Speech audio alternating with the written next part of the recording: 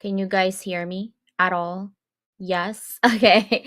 So today, welcome to Level Up Circle TV, where we are talking about Mind Matters, the power of mental health.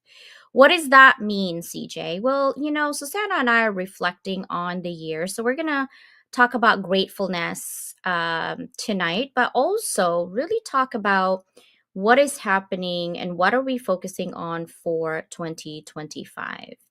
I have recently let go with all my marketing team. I'm refocusing my energy on certain things. I have managed to test the market, test what's happening, and I have to pause everything because 2025 is going to be a year of redirection, a year of focus, a year of intentions, a year of explosion, right? So we're going to focus more on the actions and intentions that we're going to do moving forward, not just in friendships or in business, but also our own personal growth, right? You can't help others if you're not going to help yourself. I am done with people who use and abuse the system that we provide when we give freebies and things like that. People just take advantage. It's a freebie and really a disrespect to Susanna and I's time.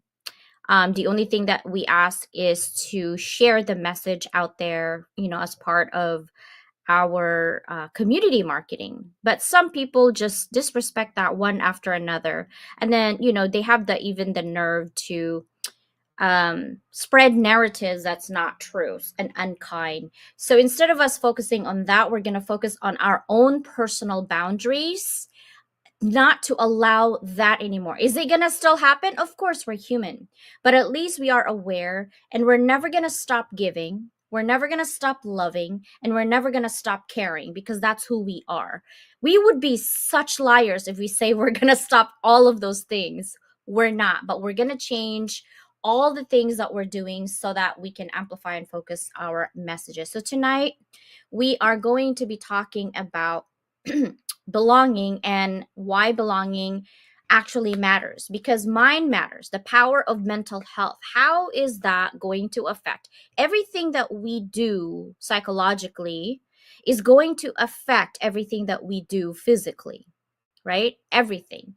If you are sad when you're eating, that food is not going to go to your tummy with all the nutrients and ingredients it's supposed to be. It's actually not going to process properly. And that is true. There is science behind that. Now, in Against the Grain, finding belonging in a world of resistance, I'm going to be giving a little bit of summary to my sister when she's up in a minute. But I also wanted to kind of come in here and talk about a sense of belonging, where a profound feeling that we are accepted, that we are valued and connected to other people in a meaningful way, not just by LinkedIn, simply being part of the first or second connections. It goes beyond simply being part of a group. It's about feeling that we are seen and understood for who we truly are.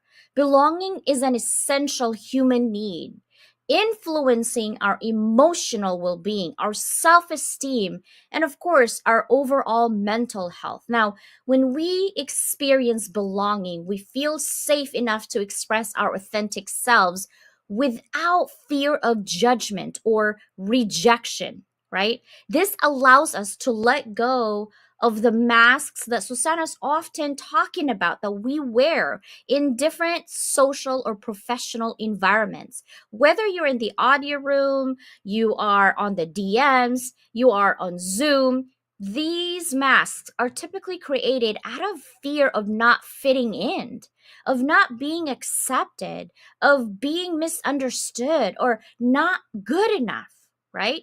However, in a true space of belonging, we don't need to hide parts of who we are. This type of acceptance and connection fosters an environment where we can thrive. And we're not stupid. When we ask you specific questions like, what makes you happy? And your answer is not about your happiness, but somebody else's, you need to literally ascertain yourself. Is that really what makes you happy, right? For many, belonging involves finding people who truly see them, not just for what they do, but for who they truly are, right? Individuals or communities create spaces where trust, empathy, and respect are foundational. That's what HOB and Level Up are connected because of that. Because without trust, true belonging cannot exist. It's in this space, the safe spaces, that we can share our vulnerabilities, our challenges, our dreams without fear of rejection or criticism, right? Or judgment with a facial expression like, "Huh? CJ, you're at it again?" Right? In both personal and professional settings, a sense of belonging drives that engagement, that collaboration and growth. It leads to a stronger relationships and increased confidence and deeper sense of purpose. But when we feel that we belong, we are more likely to contribute fully, take risks, and support others in their growth too, while we're growing. Now, in workspaces, for example, when employees feel they belong, they're more motivated, creative, and committed, ultimately enhancing the overall culture and success of organization. And I want to talk to my sister about belonging and the stats that she has. But first, we are going to actually going to show you something. So this one's happening for Bali retreat with well, it already happened for April Wyatt, but right there is a video details of the place that's happening on February 20th to the 23rd here in Escondido, California. It's going to be so much fun, guys, to reset our emotions, our everything, right? And then of course we are having our magazine coming up. I'm so excited while I'm putting this up together, and the people who are going to be in it and highlighted on what they do best. Mike to Millions is actually, we have a Tuesday get together for an hour via Zoom this upcoming Tuesday at 10 a.m. PST. And then, of course, you can connect with me in all of these social media. Our special offer still all the way to the end of December. It's 20% off the Chronicles of Scattered Pages, Stories from Everywhere. This is the time where you actually do not have, okay, do not have to go and have a theme to write. You literally can write whatever you want. Like, can you imagine just writing about your own stories about anything, and you can write about it with us as well. Now, we have another one for academics. This happens once every 2 years, by the way. We are doing it for just this year. So whether we have people or not, I'm moving forward with it because I have a summit to do. February, this is a researcher summit, and then the academic published book is going to be in 61 different countries that we're doing this. So I cannot wait for it to get going, guys. And then of course, we just look at these beautiful souls, right? 12 people in Against the Grain. We hit #1 international bestseller. The physical book is here now. There's a bunch of inspirational stories in there. Susanna and I have done 72 stories this year alone. So are you guys ready?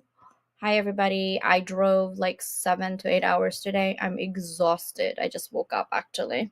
So hence the glasses to hide the imperfections there. I'm going to bring in my sister from another mister. How are you, sis?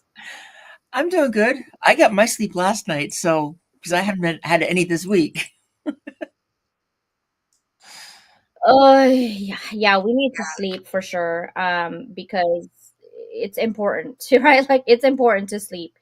Okay, so I want to actually jump right into belonging and how, like, give us some stats that you have research in terms of the bridging the gap between productivity and a sense of belonging at work. Okay, so that part, and it's there's a lot in there because when employees aren't engaged, when they the way I put it is when they don't feel safe because they still have to wear that mask in the workplace. to hide something about themselves. They're not able to drop the mask. And when I say drop the mask, that doesn't mean they're going to tell everybody what they're hiding. It can be that they're adopted. It can be that there's a marital problem. They can be overcoming an addiction, or they overcame one. All these different things that like we're afraid to let anybody else know about, to say, this, I went through this, or this is what I am, or this is who I am. And there's something about that piece of them, and often it's just a piece, small piece, that there's a fear that others will change how they react to them. They will be more negative. It's not a positive.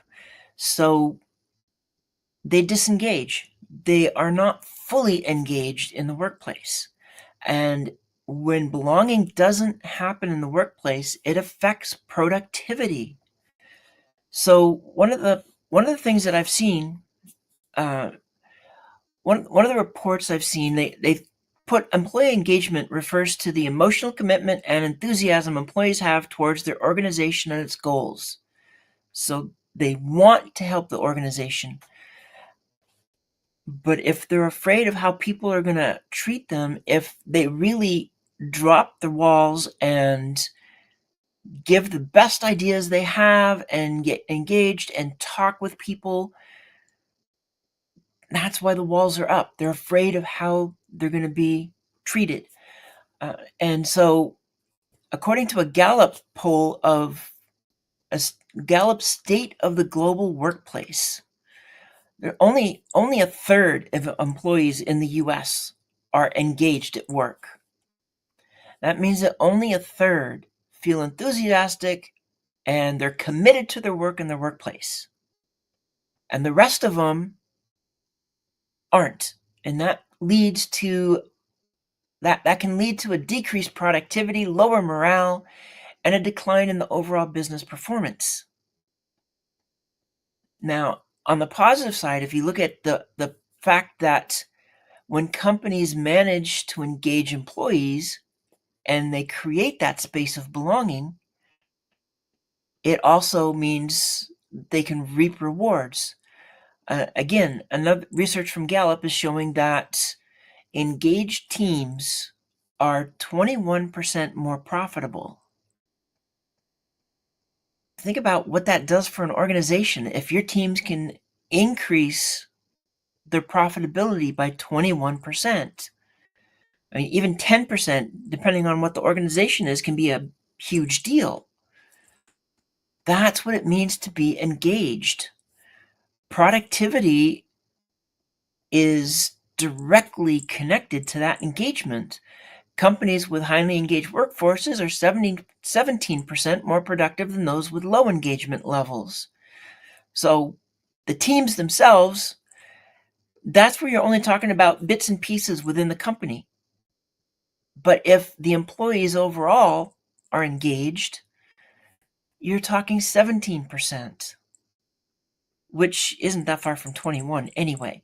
So that engagement means more productivity. It means they're giving their best ideas. It means they're not afraid to provide an answer, or their thoughts on how to change some things for the better. Like the company could say, we need some ideas on how to improve this.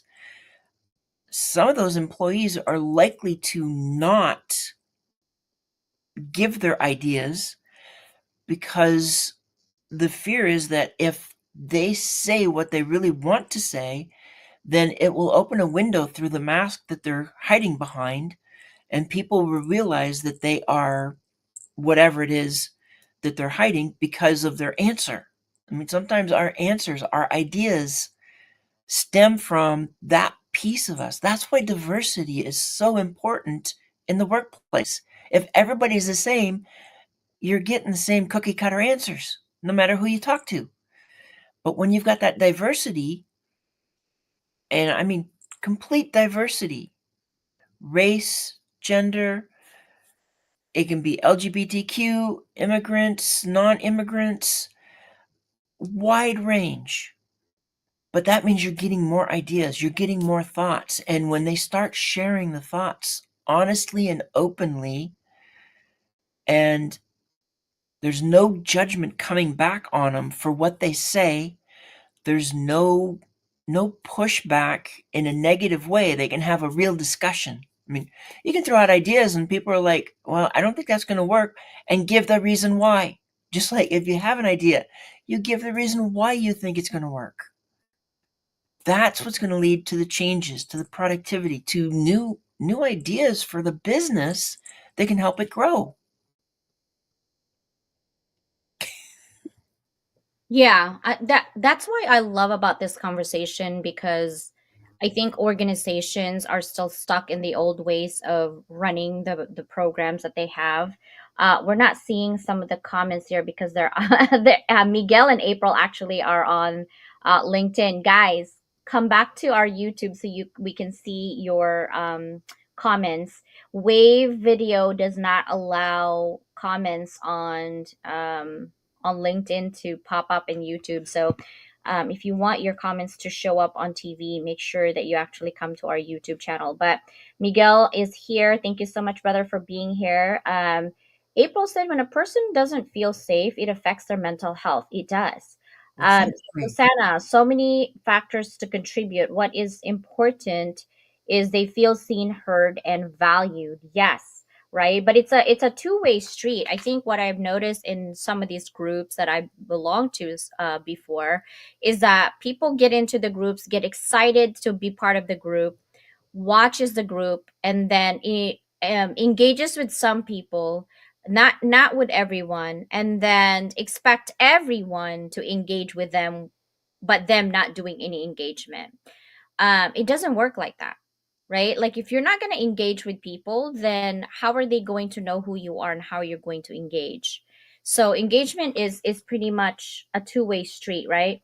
Yeah. Another thing I wanted to add is that I just added the link. So April Wyatt's retreat has a day pass now. Right now it's on sale for $299, and it's on that Saturday only. But that's going to be a big deal because that's probably where the bulk of like amazing people coming into that day. So I just sent in the link. This is the link, guys. It's on the conversations here, and hopefully, April, if you're still here, put the link of the retreat on the comment section on Level Up Academy's comment section, and then also the link for the day pass. I have it on the YouTube.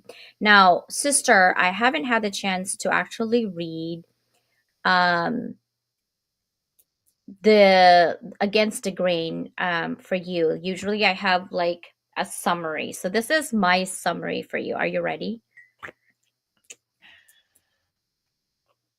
Yeah. Have a good swig there. I know, I'm like, I have to have hydration. I, Okay, I, I get that. so hydration is my really dark coffee that I made. Oh my gosh, I think my soul is awake because of that. Oh my god, I came home and Chi Chi was like crying and smiling at the same time, and I took a nap, and she's still napping in the room right now, and she's like upside down. She was so happy to see her mama. I was like, "Oh, Chi Chi, you lost a little bit of weight, just a little bit." And she's been sleeping with Bella, so she's pretty happy that her sister allowed her in her room. Anyhow, so this is what I said. In Against the Grain, Finding Belonging in a World of Resistance by Susanna Don's narrative, it goes beyond personal transformation. It's a profound exploration of how finding belonging in a world that resists authenticity can shape our journey towards self empowerment. Her story acts as both a reflection of the struggles many face in conforming to societal expectations and a guide for anyone who feels trapped in labels or boxes that don't align with their true selves. At its core, the narrative is a call to embrace the power of authenticity, urging individuals to shed the masks created by societal pressures. These masks are the persons we wear to fit in, to be accepted by others, but they come at a cost of suppressing parts of who we are. The longer we wear this mask, the harder it becomes to remember our true identity, leading to internal conflict and feelings of disconnection. My sister's story teaches us that belonging isn't about fitting into predefined categories. It is about finding a place and a community where we can show up as we are with all of our complexities and imperfections and still feel accepted. The process of resisting conformity and embracing vulnerability plays a key role in creating spaces of belonging. My sister Susanna's experiences highlight that the truly belonging, one must be willing to face the discomfort of standing against the world's rigid expectations.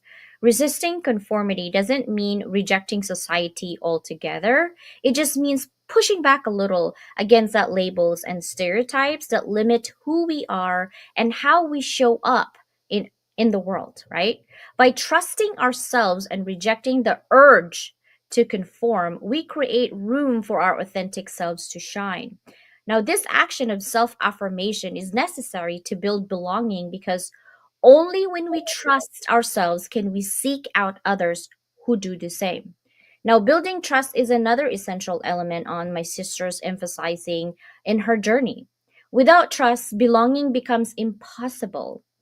Her experiences with me, her bestie, duh, illustrates how true support and acceptance in a relationships are the foundational to feeling safe to be vulnerable in the first place.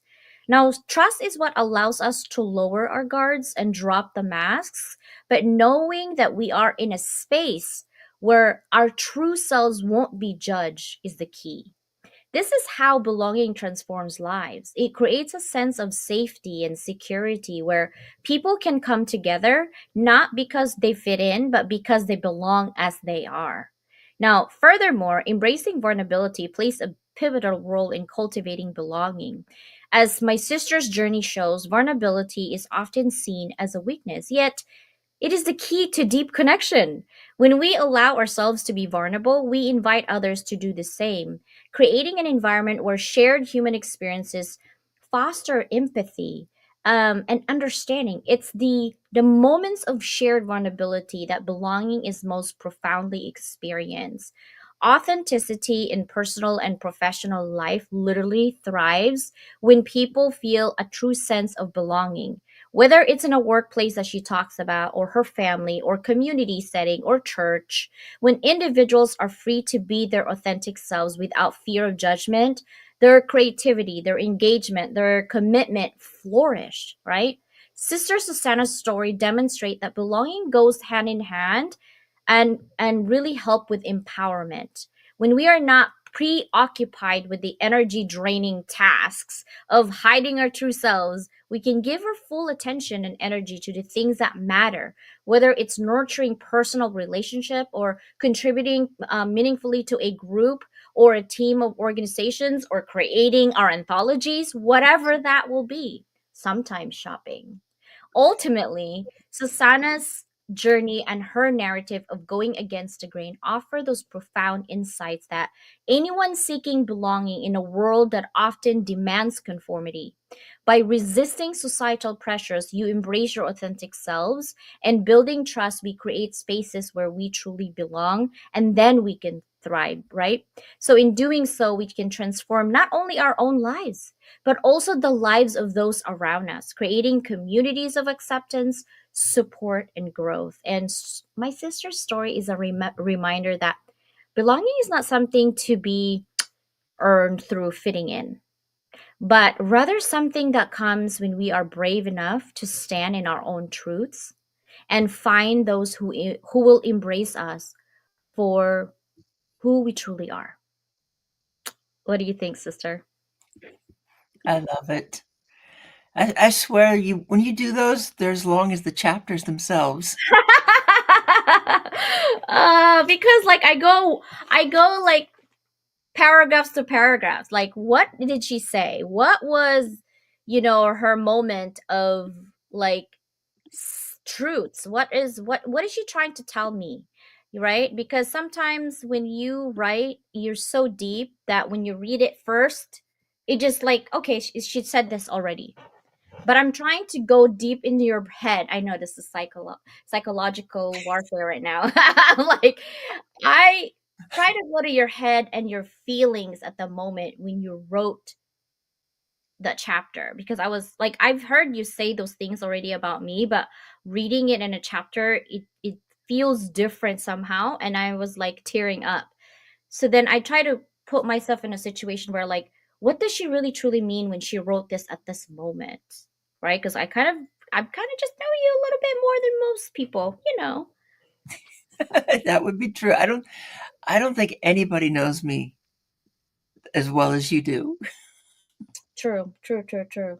And sometimes what's funny is I think I know you even more than yourself, which is so weird. But I don't think that really is so weird because all of us, I think, especially when you get into that space of belonging, that the people that you're with, that you belong, will see things in you and figure out things about you that you haven't quite grasped yet. You don't quite know. It's like it might be a nebulous thought in the back of your head somewheres, but it hasn't coagulated into something that until somebody says it, that it becomes, oh yeah, you're right.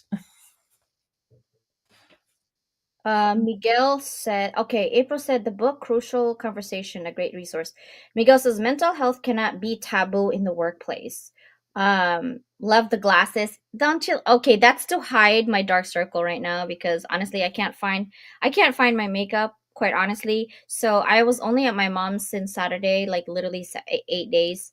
And it was so funny because there was this, I don't know if it was QVC or somewhere in TV, like, oh, when you travel, you just need one luggage. And then, she has this. And my mom's like, my daughter needs 11 of those. And it's funny because I was there 8 days. I have like 11 or 12 like mini luggages everywhere and bags everywhere. And my mom's like, you moving in? Like, I have literally bags of crap, like clothes and out of that is mostly makeup and shoes. And she's like, are you going to party? I was like, no, mom, like you just don't know. It was hilarious. It was hilarious, but I'd be right there with you. I know. If we have the same hotel room in a situation like that, it's like we won't have any room left because our bags will take up everything. I know, because we have like, what about this clothes? Like, what if we change this? And what if, and I love that we're so girly. Like, I love that, because then I don't feel so odd and weird. Like, I have like 7 different outfits for a day. I don't know what to tell you, people. That's just who I am. Like, There's, I was made super girly. I don't know what's happening. Um, there's I no reason admire to you. change outfits halfway through the day or more. Right? It says April said, "Sis Susanna, I admire you and your courageous heart." She is, isn't it? And she said, "Smile." It's so funny. Um, That's because you're on the show. So if you're not in the audience, somebody else has to pick that up for you. I know that's so true. Love your background, sisters. Yeah, well, we have the same background. Hers just kind of looked different, but actually it's the same. Mine's just busy with my name and level up. But technically, guys, it's really the same. My camera is also different. It's like make it more brighter today. But I love the mental health conversation and the power of mental health. And the reason for that is because if we are not resolute, if we are not good with ourselves and we have a lot of things happening, like we have so many titles. We have mom, right? Whether it's a human or puppy, you're a mom. We have sister, we have business partner, we have mentor, we have teacher, we have worker, we have nieces and nephews, and we have auntie. Like all of these things that basically is a sense of belonging, right? That is part of a sense of belonging. And that's a lot. That's a lot to handle on all of these things. And I talked about like belonging in Amazon Prime, belonging in Costco, like that's true. Belonging in Sephora, like, oh, do you have this account and do you have that account? And you're like, and sometimes subconsciously, right? I mean, they have science behind it. I didn't research it. Somebody already researched it. There's science behind the thought of like, well, do you belong to this group and to that group? And somehow, even people without saying anything to put you down, somehow automatically our own selves goes there, right? Like, oh, I don't have that. I guess I need that. Like, why is that? Why do we do that? Well, think about you took it to the level of groups. So think about like Victoria's Secret and Sephora and Ulta and other places that it's not just that you join their group. The groups are divided into levels. So if you only spend this much money, then you're at this group. And if you spend this much more, you're the next level up. And if you spend this much more, you're at the top level. And sometimes you can see how people treat you a little bit differently, even in the store, when they know which level you're at. Or let's put it this way, not so much that. It's like, but if you hit the top level, sometimes it seems like people will treat you just a little differently than everybody else in the store. True. I mean, even when you are okay, so let's take for example flying, right? Mhm. I'm the type of person that I will just actually, guys, here's the tip for you if you fly. Do not upgrade your seats online because you'll pay so much more money. Um, Upgrade when you're already at the gate, so be there freaking early. It's usually only 30 to 60 bucks to upgrade, right? And so, especially Southwest, when you lined up, right? Um, you basically are separated by A, B, C, and numbers 1 to 15. And obviously, military group gets in first, and family with kids gets in first, and disabled people gets in first. Those are the first. And then you go in from 8 to 15. Well, Southwest, it doesn't really matter. You can go in at any time. That's why they line up based on 1 to 15. I like it, but I don't like it. I like the just have my own seats, but I also like that you can pick whatever. Like I'm in love with it, but I'm not in love with it. Like it's so crazy and confusing sometimes. But even then, you're always going to be separated, right, from group. And I don't know how we cannot, like, I know this conversation in our audio rooms today, I was really thinking about not having a separation based on title or anything, just being human, which I get, right? But because our society has always been thousands and thousands and thousands and thousands of years before we were even here, okay, guys? It's already been separated.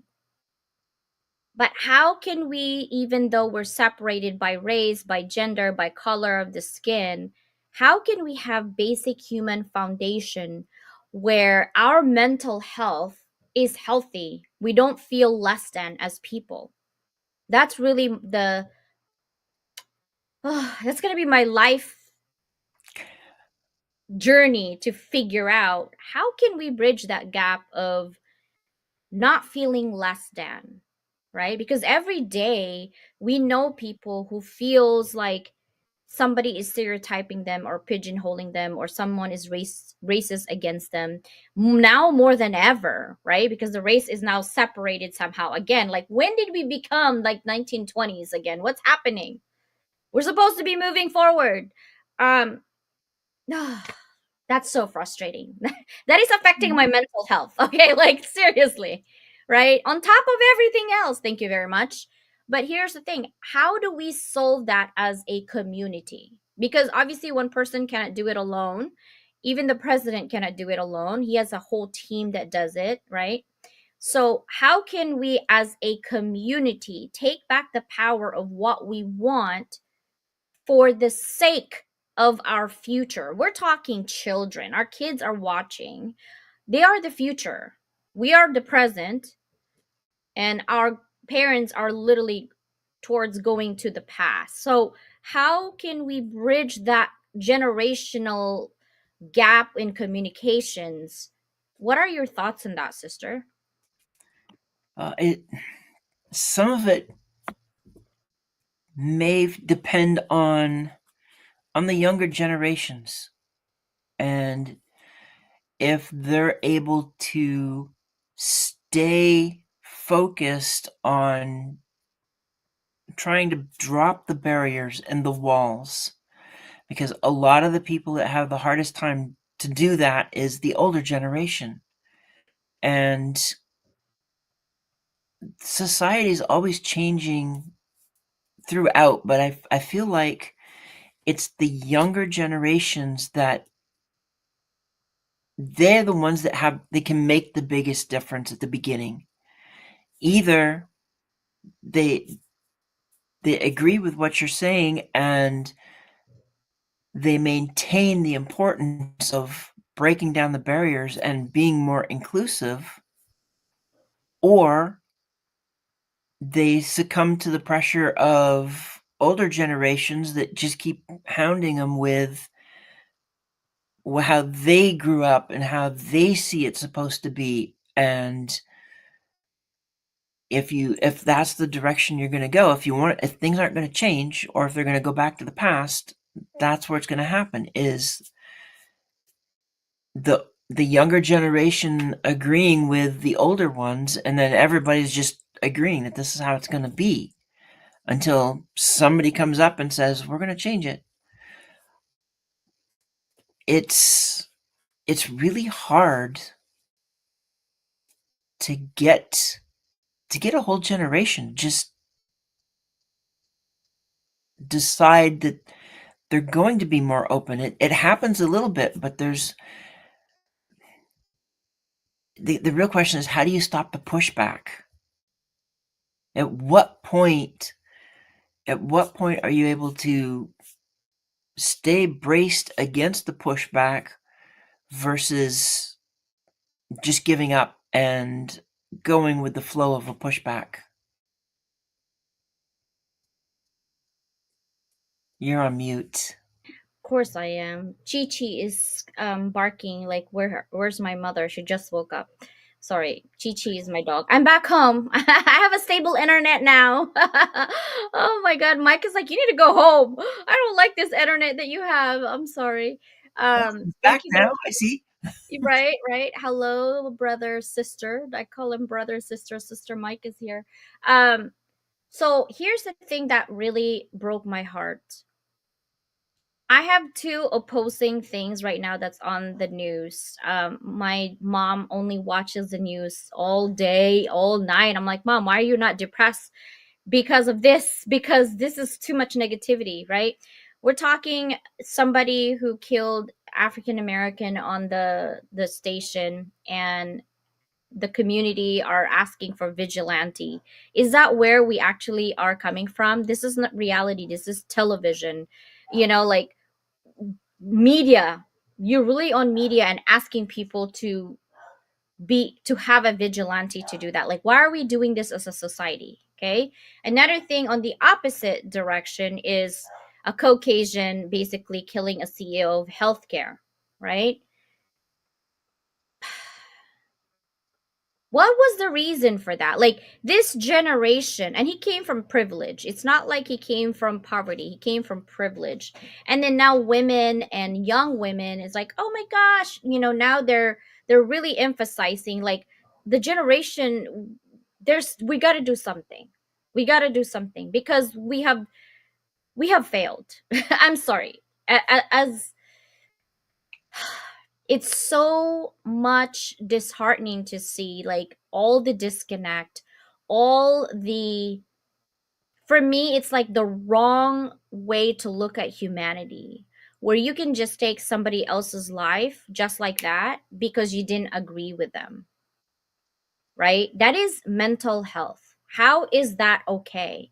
How is that celebrated? How are we supposed to fix the problem when they don't think that is even a problem? That's not a problem. You guys are the problem, that you didn't see that it's okay to, kill the CEO because he's the reason why we're paying this much money. No, it's a board of directors, right? Like, he doesn't make this decision. He's literally just the head getting told what to do. I don't understand why it's okay to do that. What are your thoughts on that, sister? I'm so sad about this whole situation. it feels like what's happening, and it's almost like it's going backwards in time to, like, even thousands of years in time where lives didn't matter. I think that's part of it. For some people, life doesn't matter. They don't see what they're doing when they do that. And some of that may just be because of may be fostered through how people can make comments in social media. I mean, I get some of these social media posts, I look at it and I just go, I don't understand how people can say, "Oh, this person needs to die."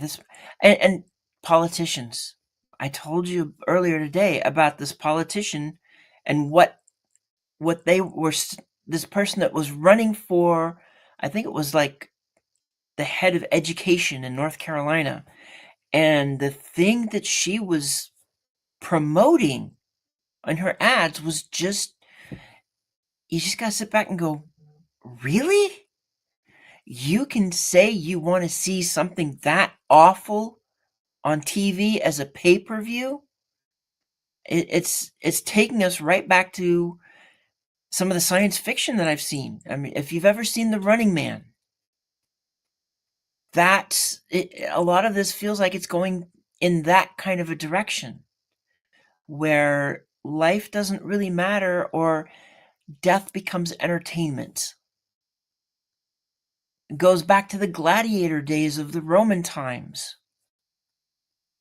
where people, if you look at some of these social media posts that are supporting things that we look at and go, I can't believe they're doing that. And yet what they're saying in social media, what they're promoting there, is not much different than gladiator times and the things that happened in the Roman Colosseum and other spaces around the Roman Empire. I thought we were kind of getting more towards life matters, and then social media is kind of, I think, because of the ability to kind of hide oneself within their comments. They don't have to put their name on a lot of those handles, so you can see somebody making comments, but you don't know who it is. And that anonymity makes it, then you kind of see what people are really like, I feel. They wouldn't dare say it if they had to put their name on it. But if they can do it anonymously, it's like, Keyboard warriors. Oh, Jesus, right? Like, I mean, here's this guy, sister. He's literally almost close to my age, 50-year-old Miguel. He was fatally shot in Midtown Manhattan, Miguel. That's your neighborhood, bro. Oh my gosh, Miguel was saying that yes, he was an Ivy League educated, still could not get health care. Well, didn't Biden and Obama has Obamacare and all that? Like, Jesus. I think that if you're not happy with something, you don't resort to killing. no. There is Yelp, I mean, if it helps. Or if it doesn't, then go with, going for the government. The government needs to really think about the people and their needs, and I think they need to stop being greedy.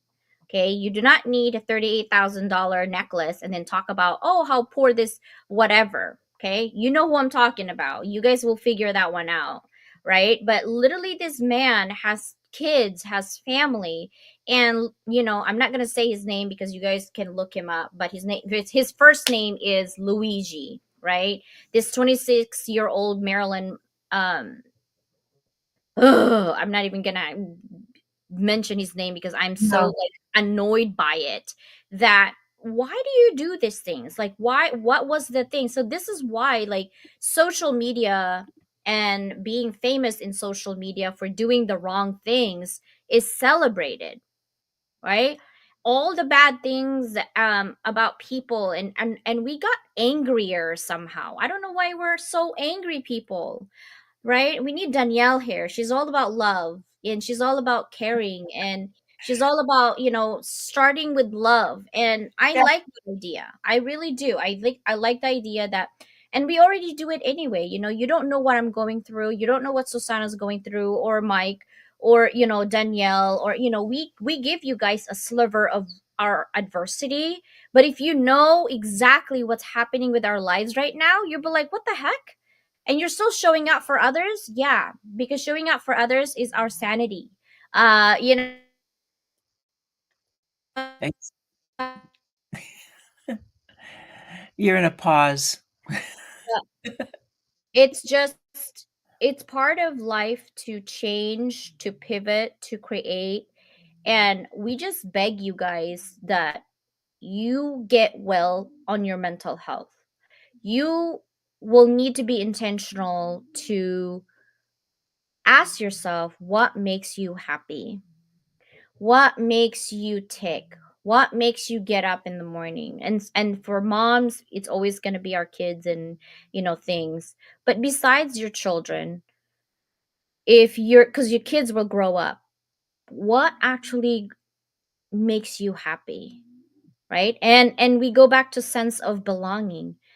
Yeah. Belonging to a group of people who's not just like-minded but share common interest of kindness, love, empathy, authenticity, right? These are buzzwords, but we see it truly in actions by caring.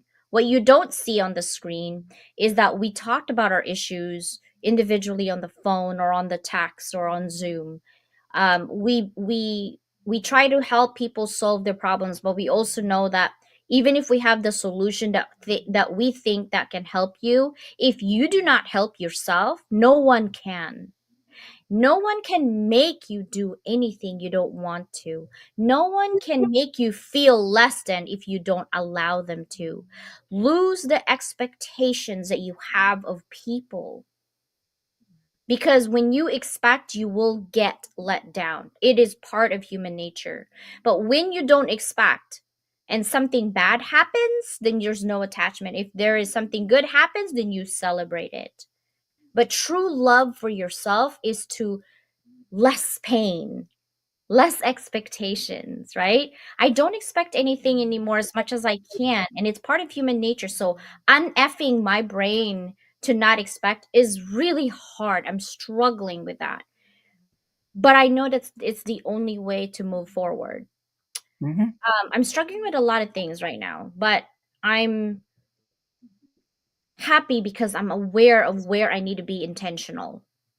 And I'm also happy that this year has ended so far. It hasn't been like, it's still 14 days to go, in a positive note. Like when you look at the milestone, I celebrate all the 72 stories that we have, all the different people that we've had in our anthologies we have put out for the world. I highlighted 50 inspirational connections. I touched literally over probably hundreds of lives this year that I don't even know, right? And I don't expect anything from anyone. But No. guys, try to like oh, geez, text me and not email me, because literally I'm struggling with my email right now too. um it's 200,000 email. I'm not gonna read like every single one. I'm sorry, but I love you guys. I do. Sister, do you have any last minute tips for the power of mental health and how mind matters? I think what you already said is important. The mind matters. Understanding it's really an awareness. Having the awareness that you can take control back if you've given it to somebody else. And I have to say if you've given it, because if you're trying to say this person's controlling me, that person's controlling me, my fear is controlling me, I'm a victim, you don't have to stay a victim. In fact, once you know that you're a victim like that, it's really your responsibility to get yourself out of it. Let the awareness of what's going on ignite your ability to see how to get out. And that may mean reach out to some other people to help find the path, but don't stay. Don't stay in that position, because that alone is going to impact your mental health. The longer you try and play victim, the longer your mental health is going to have to deal with it. And it can be hard when it's been so long and so ingrained to peel it back and peel it away and get freedom back. Yeah. So to end it, guys, I'm gonna have this quote from Noel Nelson. Mental health is not a destination, but a process. It's about how you drive, not where you're going. Okay. So be present at the moment. If you are feeling sad, happy, rejected, acknowledge it. Don't hide it, because it's actually going to brute within you. Acknowledge it, but don't have a pity party. Move on, right? Move on, because life is too short.